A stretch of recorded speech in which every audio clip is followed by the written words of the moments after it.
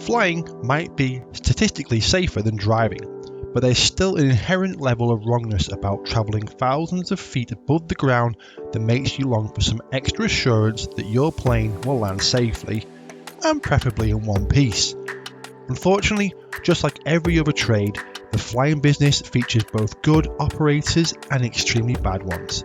However, unlike most other trades, when an airline is bad, you're quite literally risking your life the moment you step aboard. So here are 10 companies whose safety records might make you think twice before you hop on board. Number 10, Darlo Airlines. Now the Somalian market is tough for any business, let alone one that features flying large vehicles in the sky. Darlo Airlines has done a fairly commendable job in the circumstances, operating in a cutthroat market of the war-torn country and even merging with its worst rival Jubba Airways to fight international big-budget newcomers such as Turkish Airlines. And for 2 decades, the airline has acted as a lifeline to a country overrun with warlords and militants.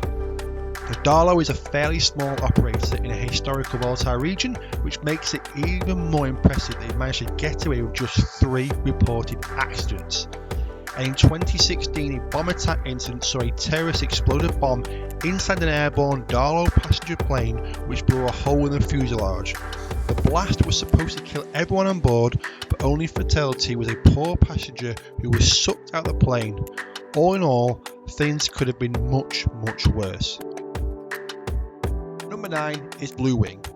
Blue Wing is a tiny airline from Suriname that runs an equally tiny fleet of small planes within the country.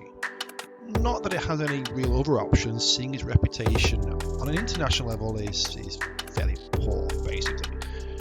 This reputation comes largely from the Audley Antonov planes that the company used to fly during its early history, to the effect of no less than 3 dangerous crashes in the span of 2 years.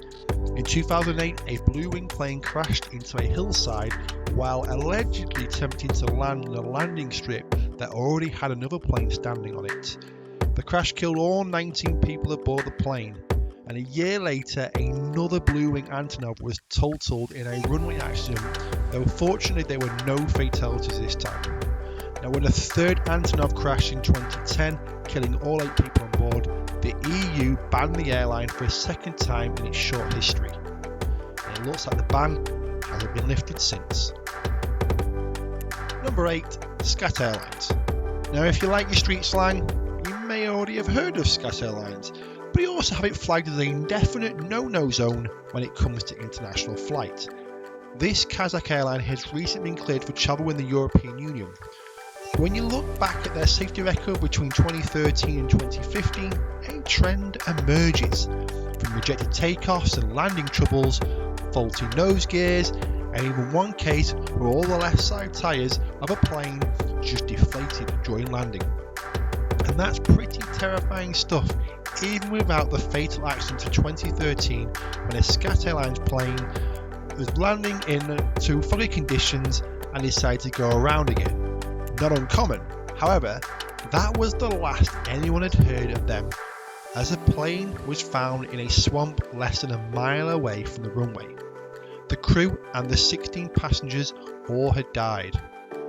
And if you think things got even better since that inclusion in the European Good to Go list, there's always the incident of 2018, when another plane, this time with a whopping 233 passengers, touched down on the runway and struck its tail on the ground. Unfortunately, or fortunately in this instance I should say, this time there were no injuries. But with the airline's history, it's still the kind of thing that you might warrant commentary from concerned parties. Number 7 is Nepal Airlines. Now to be fair, Nepal Airlines are operating one of the world's most difficult and underserved regions, full of mountains and difficult runways. Still, this doesn't mean that their safety record has any excuse to be less than spotty. Aviation Safety Network lists 16 accidents between 1960 and 2002 when they were still running with the Royal prefix. A disturbing 7 of these had actual casualties ranging from difficult storm landings that killed the pilot trying to bring down empty planes, to full-on fireball crashes that claimed the lives of 25 people. And the airline eventually changed their name to Nepal Airlines, but ASN still attributes 3 accidents to their name, the worst of which was in 2014 when they crashed into a mountainside that killed 18 people. Perhaps not shockingly, the airline is banned by the European Union. In at 6 is Susi. How dangerous does an airline have to be for the United States to issue a specific order that its embassy personnel are prohibited from using their flights? Just ask Susi Air, the Indonesian airline that managed to get this dubious honour in 2012, after no less than 3 consequent fatal accidents within the span of 12 months. And to add insult to injury, the US Department of State Bureau of Diplomatic Security also recommended in the strongest possible terms that don't involve actual gunpoint that all US citizens would steer clear of the company. And while Aviation Safety Network only lists 2 accidents to Susi Air's name, it's pretty hard to contest the US official stance on this one, especially because Indonesia's own chief of the National Narcotics Agency is on record saying that pretty much all of the country's plane accidents are due to pilots being on drugs. Number 5. Tara Air. Yes, we're back in Nepal again. Tara Air advertises itself as the newest and biggest airline service provider in the Nepalese mountains, boasting a fleet as big as 6 STOL light takeoff planes. You'd think that a flight that small and light would at least translate to comparatively few accidents, but unfortunately, Tara Air's safety record begs to disagree. As Aviation Safety Network describes, the airline was founded in 2009, and within the first 10 years of its operation, there were no less than 5 accidents. 2 of those accidents were serious, and both involved crashes into hills or mountainsides, killing a total of 45 people. We don't want to be too hard on small entrepreneurs here, but when 2 planes from a 6-plane company managed to crash and kill everyone on board, the company probably shouldn't rely on too much more return business. Number 4. Cam Air. There's no indication that Cam Air aren't trying their best. In fact, even the New York Times say that they are really are considering the circumstances. They just happen to be facing a few hurdles that your average airline doesn't. After all, Cam Air operate in Afghanistan, and as such they've had to deal with minor disruptions such as local crime bosses, and the Taliban. Over the years, their planes have been chased by local mobs that have been furious their leader happened to miss the plane. They've been blacklisted for allowing opium smuggling on their planes, and their runways have been ample targets of rocket attacks.